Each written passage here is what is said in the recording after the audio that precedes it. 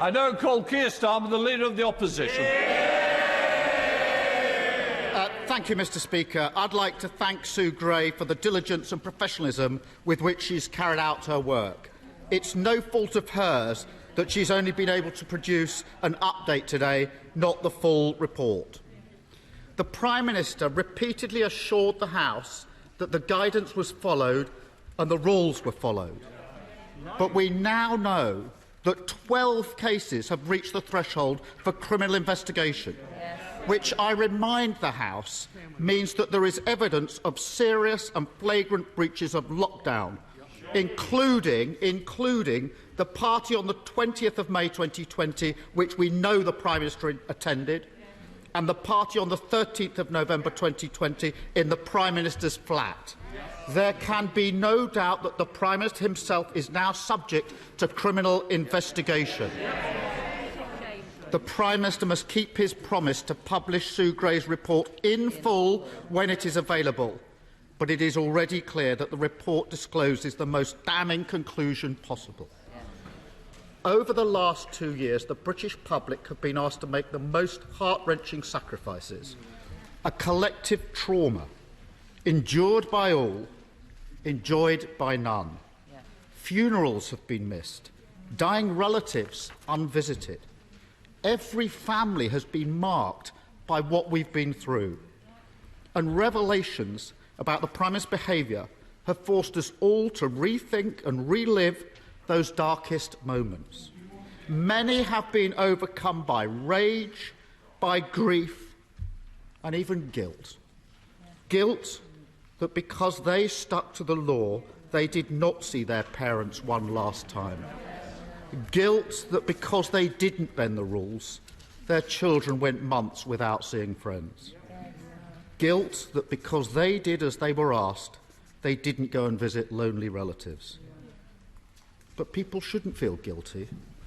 They should feel pride in themselves and their country, because by abiding by those rules, they've saved the lives of people they will probably never meet.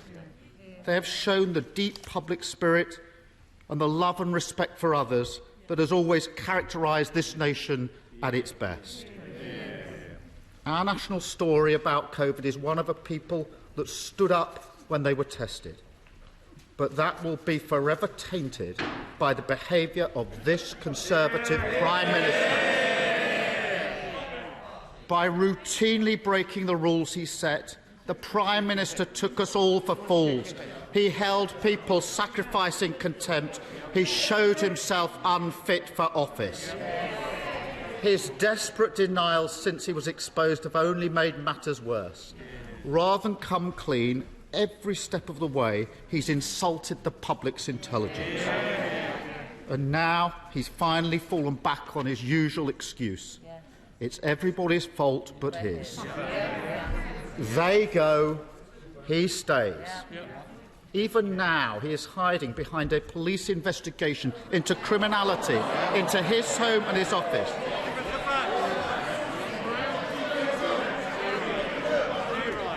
Mr. Speaker, he gleefully treats what should be a mark of shame as a welcome shield. But, Prime Minister, the British public aren't fools. They never believed a word of it. They think the Prime Minister should do the decent thing and resign. Of course he won't, because he is a man without shame. And just as he has done throughout his life, he's damaged everyone and everything around him along the way. His colleagues have spent weeks defending the indefensible, touring the TV studios, parroting his absurd denials, degrading themselves and their offices, fraying the bond of trust between the government. Order.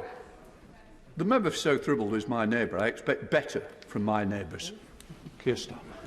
Fraying the bond of trust between the government and the public, eroding our democracy and the rule of law. Margaret Thatcher once said, "The first duty of government is to uphold the law. If it tries to bob and weave and duck around that duty when it's inconvenient, then so will the governed."